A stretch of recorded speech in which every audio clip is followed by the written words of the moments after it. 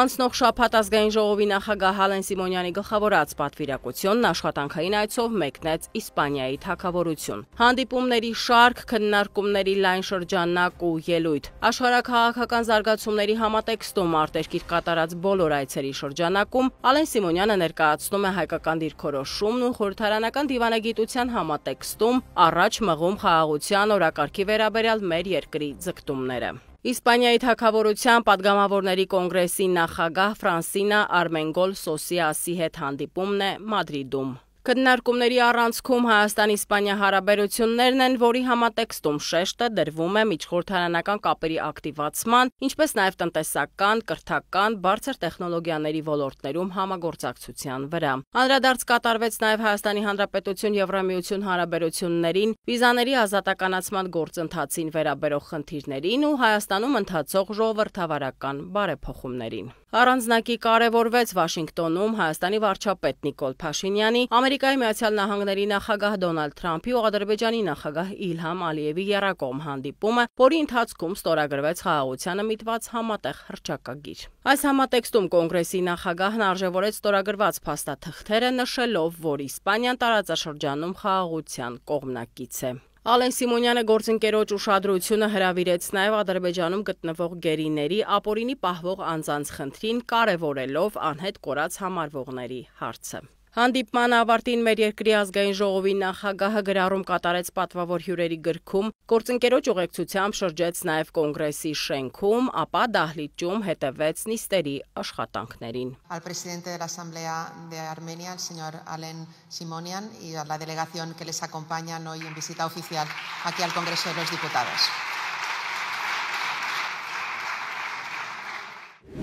Ալեն Սիմոնյանի հաջորդ հանդիպումը Մադրիդում Սենատի նախագահ Պեդրո Ռոյանի հետ էր։ Ջերմընդունելություն եւ փոխադարձ ողջույններ նման այցերը կարևոր են երկկողմ կապերն ամրապնդելու տեսանկյունից, ընդգծում է Պեդրո Ռոյանը։ Հանդիպումը սկսվում է միջխորհրդարանական կապերի զարգացմանը վերաբերող հարցերի քննարկմամբ։ Առանցքում էին նաև Հայաստան-Եվրամիություն հարաբերությունները, Հայաստանում տեղակայված Եվրամիության դիտորդական առաքելությանը վերաբերող թեմաները։ Առանձին անդրադարձ կատարվեց Թրամփի ուղի հանուն միջազգային խաղաղության եւ բարգավաճման հաղորդակցության ծրագրին։ Այս համատեքստում Սենատի նախագահը նշեց, որ Իսպանիան սպասում է խաղաղության համաձայնագրի վերջնական ստորագրմանն ու հավելեց, խաղաղության հաստատումը այլընտրանք չունի։ Սենատում ևս ազգային ժողովի նախագահը գրառում կատարեց պատվավոր հյուրերի գրքում։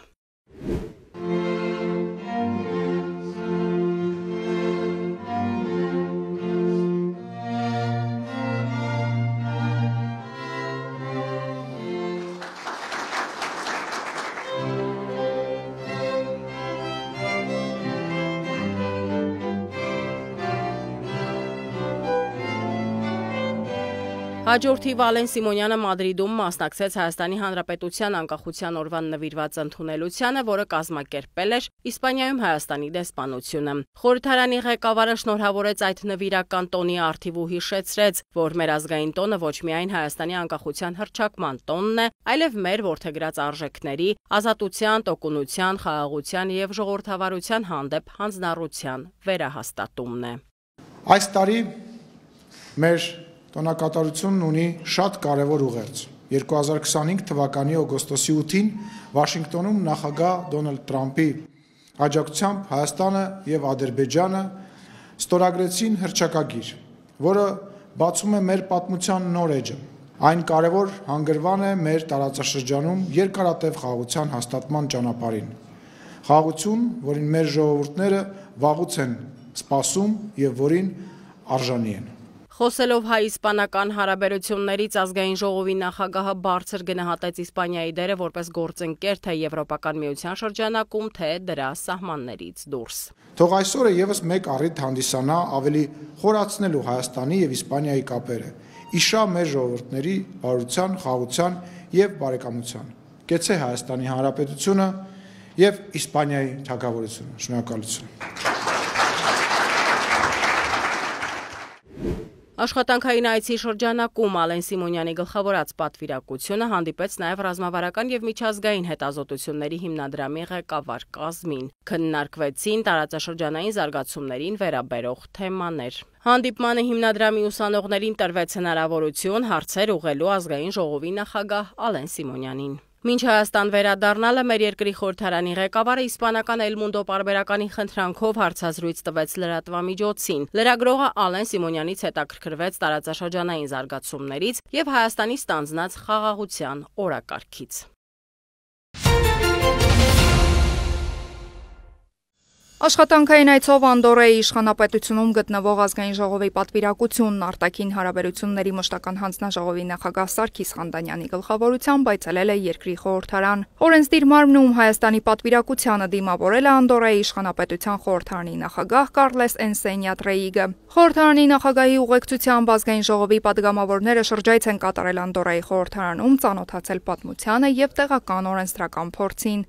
Շրջայցին հաջորդել է ազգային ժողովի պատվիրակության հանդիպումն Անդորրայի խորհրդարանի արտաքին հարաբերությունների հանձնաժողովի անդամների հետ։ Քննարկումների առանցքում են եղել երկկողմ հարաբերությունների զարգացման հեռանկարները, այդ թվում միջխորհրդարանական կապերի ընդլայնման նոր ուղիները։ Անդրադարձ է կատարվել նաև Հայաստանի ու Ադրբեջանի միջև Վաշինգտոնում ստորագրված խաղաղության հռչակագրին ու տարածաշրջանային անվտանգությանը վերաբերող, ինչպես նաև երկկողմ հետաքրքրության այլ հարցերի։ Աշխատանքի եւ սոցիալական հարցերի նախարար Արսեն Թորոսյանն այսօր աշխատանքային խորհրդակցություն է անցկացրել միասնական սոցիալական ծառայության 49 տարածքային կենտրոնների ղեկավարների հետ։ Միասնական սոցիալական ծառայությունը չի կարող դեմ լինել որևէ որոշմանը, որ ստեղ կայացվում է։ Պարզապես չի կարող։ Նորից եմ կրկնում, թե կա խնդիրները պետք է լուծվեն, բայց այդ շատ կարևոր է։ Մենք աշխատում ենք մեր ամենախոցելի քաղաքացիների հետ, ամենախոցելի կյանքի դժվարին իրավիճակներում հայտնված։ Երբ որ մենք օրինակ մի սովորական ծառայություն մատուցող նախարարություն լինենք կամ կազմակերպություն, հաճախ դե մենք էլ ենք ծառայություն մատուցում։ Մեր վերաբերմունքը կարողն է շատ տենց սովորական, եկավ, իր հարցերին պատասխանեցինք, գոհա, դժգոհա, կարևոր չի։ Թողեց գնաց այդ քաղաքացին։ Մեր դեպքում տենց չի, հարգելի գործընկերներ։ Մեր դեպքում քաղաքացին պետքա հասկանա, որ եթե ինքը այդ վիճակում հայտնվել է ձեր որևէ ստորաբաժանում տարածքային կենտրոնում, ինքը պետքա հասկանա, որ ինքը եկել է միտեղ, որ իրան պետքա պաշտպանել։ Եթե քաղաքացին հայտնվել է ձեր մոտ այն իրավիճակում, որ մենք կարծես թե մեր գործիքակազմով, օրենքներով, կառավարության որոշումներով չենք կարող իրան օգնել, որտեղ իրան չի հասնում, այդ ամեն ինչը ինչ որ գրած է։ Քաղաքացին էլի պետքա դուրս գա ձեր կենտրոններից, այդ ամեն ինչը հասկացած։ Այս ամենամեծ խնդիրն է։ Մենք հարյուրավոր, ես անձամբ, երկրի վարչապետը, տարբեր պաշտոնյաներ, օրական հարյուրավոր նամակներ են ստանում, որոնք հետևյալի վերաբերյալ են։ Ինչի ինձ սա չի հասնում, ինչի ինձ սենց արեցին, ինչին հենց արեցին, երբ որ մենք հետևից գնում ենք այդ նամակների, իմ տպավորությունն է, որ մեր քաղաքացիները մենք չենք բացատրել այդ ամեն ինչը։ Տարածքային կենտրոնները պատշաճ չեն բացատրել, որովհետև դեպքերի մեծ մասում, մեծ ճնշող մասում ելքը չի փոխվում։ Այսինքն այն ինչ որ իրան հասանելի էր տրվել էր, այն ինչ որ հասանելի չէր տրվել, շարունակում է չտրվել, բայց դա նշանակում է, որ այդ քաղաքացուն պատշաճ չի բացատրվել։ Դա կարող է մեծ ջանք պահանջի տարածքային կենտրոններից, տարածքային կենտրոնների աշխատակիցներից, երբեմն էլ նաև մեզնից, բայց այդ մեր գործն է, ժողովուրդ ջան։ Մենք չենք կարող ասենք դե բան է, այս թուղթը վերցրա, վերջ քեզ ստեցություն։ Թղթերով ասենք բան, հաջողություն։ Հաջորդը, որ էլի պետք է հասկանանք, որ մենք ենթադրում եմ ոչ միայն մենք, այլև մեր ազգաբնակչությունը լավ չի հասկանում։ Մեզ մինչև հիմա անվանում են սոցիալ նախարարություն, սոցիալական ապահովության նախարարություն, բայց այդ նախարարության անունը սևով սպիտակի վրա կամ սպիտակով սևի վրա գրած է աշխատանքի եւ սոցիալական հարցերի նախարարություն։ Մեզ դիմաց քաղաքացիների հարցերը լուծելու ամենահեշտ կամ ամենաէֆեկտիվ, ամենաօպտիմալ ձևը իրանց աշխատանքով ապահովելն է։ Եվ մենք պետքա այդ քաղաքացիներին փորձենք աշխատանքով ապահովել։ Այս էլ մեր ուրիշ խնդիր է։ Քաղաքացուն անդադար պահել կախվածության մեջ անապահովության նպաստից կամ հաշմանդամության նպաստից։ Մենք պետք է ունենանք ստանդարտ, թե ոնց ենք աշխատում։ Եվ պարոն Սմբատյան, մենք խոսել ենք սրա մասին, բայց սա պետք է իրագործել հնարավորինս արագ։ Եթե մի պրոցես տեղի ունենում տարածքային կենտրոնում, ինքը պետք է բոլոր կենտրոններում տեղի ունենա նույն կերպ, բոլոր անխտիր բոլոր կենտրոններում նույն կերպ։ Չի կարա տարբեր լինի, չի կարա մի կենտրոնում մի բան լավ լինի, մի բան վատ, մի կենտրոնում քաղաքացու հետ օրինակ 5 րոպե անցկացնեն, միտեղ 30 րոպե անցկացնեն։ Եվ այդ հատկապես ֆրոնտ օֆիսները, որտեղ որ քաղաքացիները գալիս են, այդ էլ պետք է ստանդարտ լինի։ Ընդհուպ մինչև ես խոսել եմ սրա մասին, հիմա հրապարակային, ընդհուպ մինչև մենք պետք է ունենանք ունիֆորմա, որ մեզ ճանաչեն նույն կերպ։ Տարբեր իհարկե տարբերանշաններով, որ իմանան, որ ինքը ոնց է ոստիկանը կարող է լավ օրինակ չի, բայց ինքը պետության ներկայացուցիչ է, մենք էլ ենք պետության ներկայացուցիչ, ես չեմ ուզում իհարկե մենք տենց համեմատնենք, մենք բաներ ուսադիրներ, բաներ չենք ունենա, բայց մենք պետք է պատշաճ տեսք ունենանք, նաև ճանաչելիության իմաստով։ Այս նախարարությունից եկած ցանկացած հարցում, գրություն, բանավոր զանգ եւ այլն պետք է ընկալվի որպես ձեր վերադասի զանգ, հարցում եւ ընկալում։ Բոլորի կողմից տեղներ կա։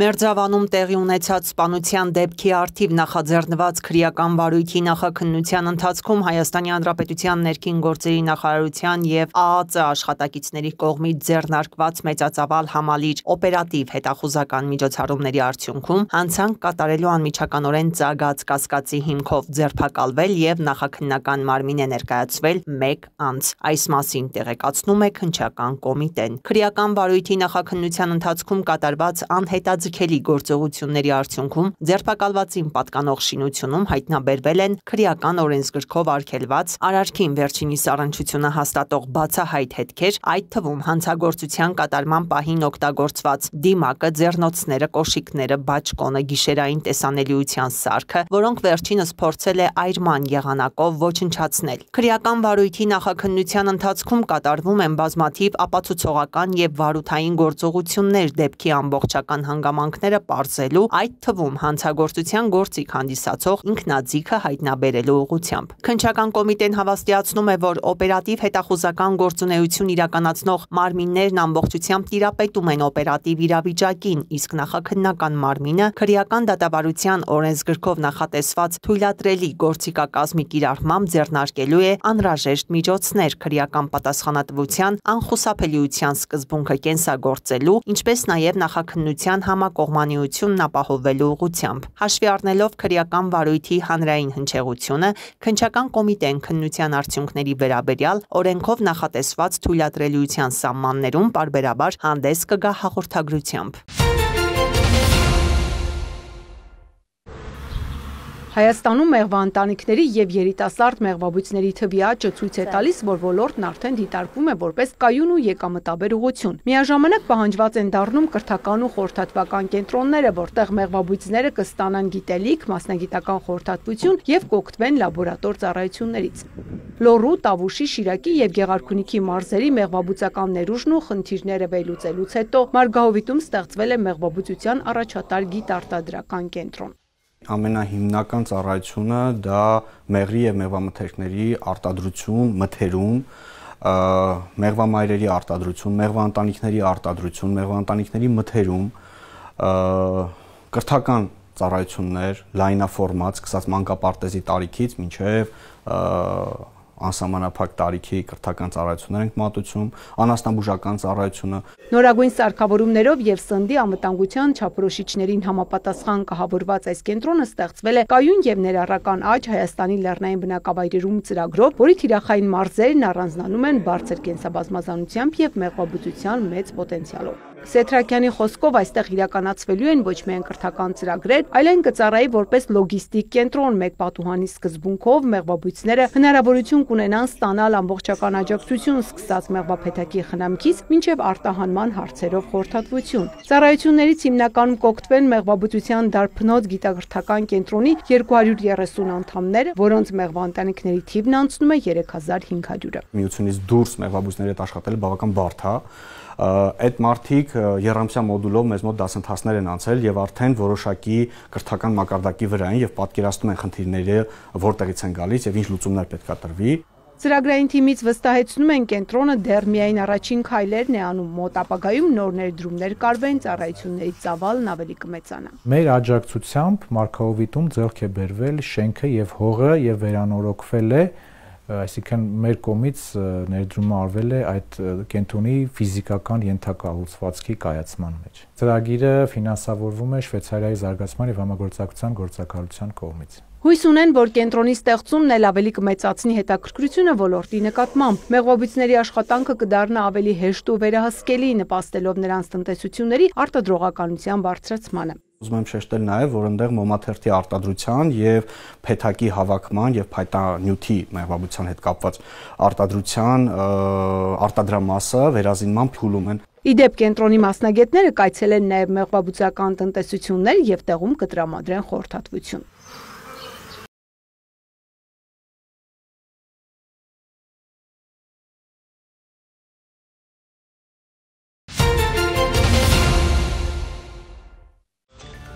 Դոնալդ Թրամփը Truth Social-ի էջում հայտնել է, որ ոգեշնչող եւ արդյունավետ քննարկումներ է անցկացնում Մերձավոր Արևելյան համայնքի հետ օրակարգում է Գազայի հատվածում իրավիճակը։ Ինտենսիվ բանակցություններն արդեն 4 օր եւ կշարունակվեն, որքան անհրաժեշտ լինի վերջնական համաձայնագրի հասնելու համար։ Տարածաշրջանի բոլոր երկրները ներգրավված են, Համասը եւ Իսրայելը քաջատեղյակ են այս քննարկումների մասին, մանրամասնել է ԱՄՆ նախագահը։ Սպիտակ տան ղեկավարի խոսքով բոլորը ոգևորված են եւ ցանկանում են անցյալում թողնել խավարի ժամանակաշրջանը։ Պետք է վերադարձնենք պատանդներին եւ հասնենք մշտական խաղաղության, շեշտել է Թրամփը։ Ավելի վաղ նա հայտարարել էր, որ մոտ ապագայում Գազայի հարցով կարող է համաձայնագիր կնքվել։ ԱՄՆ նախագահը նաեւ հավատացրել էր, որ թույլ չի տա Իսրայելին բռնակցել Հորդանան գետի արևմտյան ափը։ Իսրայելի վարչապետը սակայն 3 ՄԱԿ գլխավոր վեհաժողովում ունեցած ելույթում նախազգուշացրել է, դեռ չեն ավարտել։ Նեթանյահուի խոսքով Համասի մնացորդները թաքնվում են Գազա քաղաքում եւ ցանկանում են կրկնել հոկտեմբերի 7-ի վայրագությունը։ Նա կոչ է արել Համասին ազատ արձակել գերիներին եւ վայր դնել զենքը, նաեւ կրկնել Իսրայելին Պաղեստինի պետություն չեն կարող պարտադրել։ Միևնույն ժամանակ Համասից հայտարարել են, որ պատրաստ են հրաժարվել Գազայի հատվածի վերահսկողությունից, սակայն վայր չեն դնի զենքը եւ չեն հանձնվի։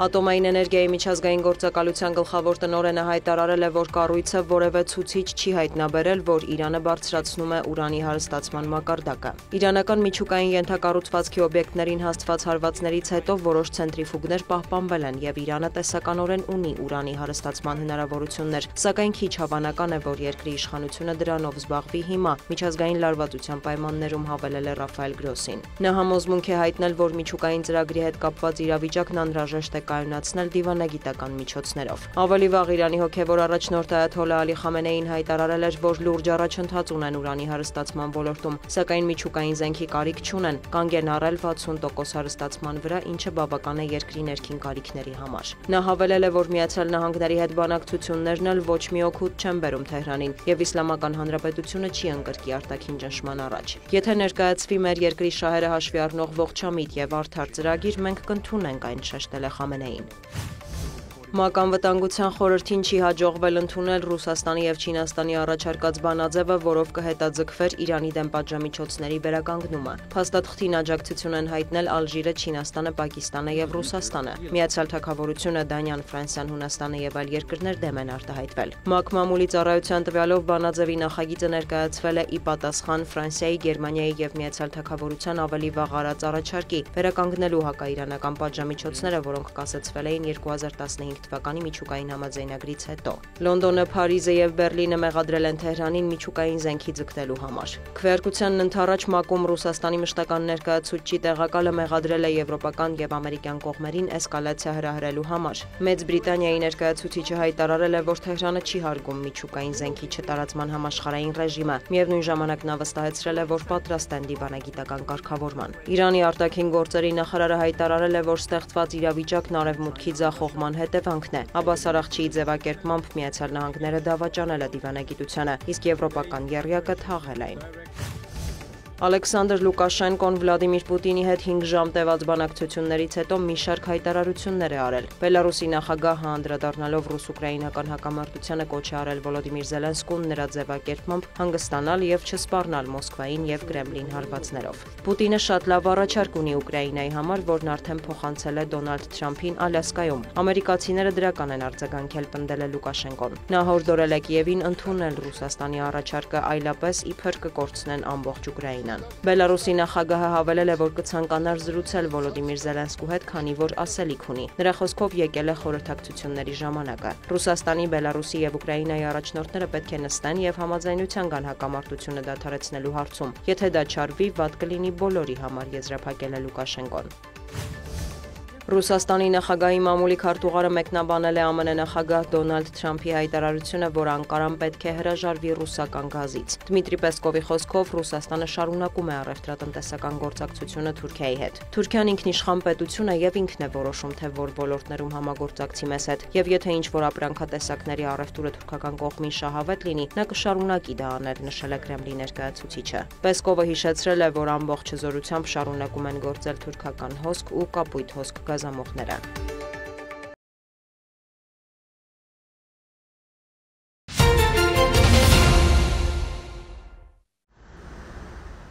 Պատրաստվում ենք, որ դիմակայենք։ Կապանում կայացավ շտաբային ուսումնավարժություն։ Պայմանական աղետը այս անգամ 6.3 մագնիտուդով երկրաշարժներ։ Այսօրվա թեման Սյունիքի մարզում իրականացում է ուժեղ երկրաշարժի դեպքում դիմակայունության եւ պատրաստվածության վերաբերված վարժանք, շտաբային վարժանք, որը իրականացում է փրկարարծառայության նախաձեռնությամբ։ Սեյսմիկ տեսանկյունից Սյունիքի մարզը վտանգավոր գոտիներից մեկն է համարվում։ Պատրաստվածությունը փրկարարծառայության գնահատվում են բավարար։ Ուսումնավարժությանը ներկա են պետական կառավարման տարածքային մարմինների եւ ծառայությունների ներկայացուցիչներ եւ ոչ միայն։ Ընդհանուր խաղարկվելու են 50 միջանկյալ։ Միջանկյալների ընթացքում վեր են հանվելու խնդիրները, միջոցառումները, իրենց տարբեր իրավիճակներում կողմնորոշվելու ունակությունները, ինչ որոշումներ պետք է կայացնեն եւ յուրաքանչյուր կառույց իր գործունեությունից ելնելով ներկայացնում է իր աշխատանքները, իր գործընթացները, իր կարողություններն ու հնարավորությունները։ Գրավվածության ընթացքում բոլորն էլ ունեն իրենց փոխգործողության մշակված պլանները, որոնց շնորհիվ այսօր ներկա գտնվողները արդեն իսկ ներկայացնում են իրավիճակը։ Իրավիճակը ծանր է, բայց քանի որ գոյություն ունի համագործակցություն, ապա մենք կհաղթարենք բոլոր դժվարությունները։ Ուսումնական այս մոտեցման ձևաչափը հաստատել է կառավարությունը եւ տարբեր թեմաների շրջանակում բարբերաբար ուսումնավարժանքներ են անցկացվում հանրապետության ողջ տարածքում։ Այսպիսի վարժանքները հնարավորություն են տալիս ավելի պատրաստված լինել արտակարգ իրավիճակների դեպքում ավելի արդյունավետ գործելուն, իսկ արտակարգ իրավիճակներից ոչ մեկս մանավանդ երկրաշարժից ապահովագրված չենք եւ եթե այսպիսի վարժանքների արդյունքում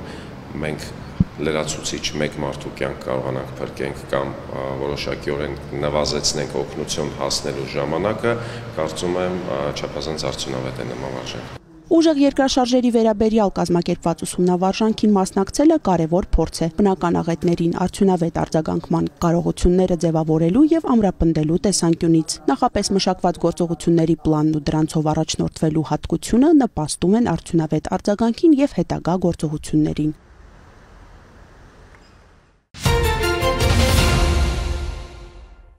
Գավառ քաղաքի Ազատության փողոցի բազմաբնակարան շենքերի նախկին խաղահրապարակների տարածքներում նորերն են կառուցվում։ Դրանք ծառայելու են որպես ֆուտբոլ, բասկետբոլի, սիրողական սպորտաձևերի եւ մեծահասակների ու երեխաների ժամանցի կազմակերպման համար նախատեսված տարածքներ։ Խաղահրապարակների կառուցումն իրականացվում է Գավառի մասնակցային բյուջետավորում 2025 գործընթացի շրջանակում։ Ծրագիրը բնակիչների առաջարկությունն է, որը քվեարկությամբ հաղթող է ճանաչվել։ Ինչու այս ծրագրերը ֆինանսավորվեցին, որովհետև բնակիչների կողմից բավական շատ ծրագրեր են ներկայացվել, բայց կոնկրետ այս խաղահրապարակը բավականին շատ ձայն էր հավաքվել եւ հաղթող ճանաչվեց եւ հավանություն արժանացավ ավականու եւ մեր հանձնաժողովի կողմից։ Խաղահրապարակների կառուցմամբ ամենաշատը ոգևորված են հենց բնակիչները, համոզված են հատկապես երեխաները կունենան ազատ ժամանցի անվտանգ կազմակերպման տարածք եւ հնարավորություն։ Այս խաղահրապարակի կառուցումը շատ մեծ բան է տալիս մեր երեխաներին։ Կարևորն է նա, որ կոմպլեքս է,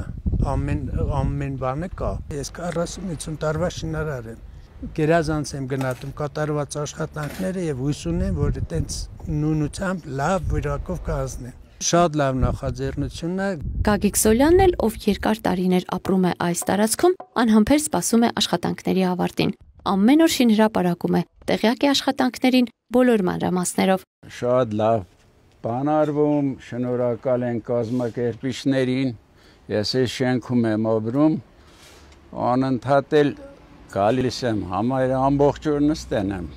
Խաղահրապարակների շինարարություններն այժմ ակտիվ փուլում են։ Շինարարները վստահեցնում են, որ սահմանված ժամկետներում աշխատանքները կավարտվեն։ Կարևորվում է բնակիչների ներգրավվածությունը համայնքային խնդիրների վերահման եւ այդ խնդիրների լուծման գործընթացում մասնակցային process-ը պահվել է ըստ համապատասխան նորմերի, ինչպես նաեւ հիմա ամեն շաբաթ, ամեն ամիս ներկայացվում է հաշվետվություն, ինչ գործընթացը իրականացվում եւ մեր բնակիչները, ովքեր որ ներկայացրել են այս ծրագրերը, շատ ակտիվ հետևում են գործընթացին, իրենք նույնպես մասնակցում են, փորձում են իրենց ներդրում ունենալ այս շինարարական գործընթացի փուլում։ Խաղահրապարակների կառուցման ծրագիրն իրականացվում է սուբվենցիոն եղանակով։ Ծրագրի արժեքը 90 միլիոն 550 հազար դրամ է, որի 57%-ը հատկացվում է համայնքի, 43%-ը պետբյուջեի կողմից։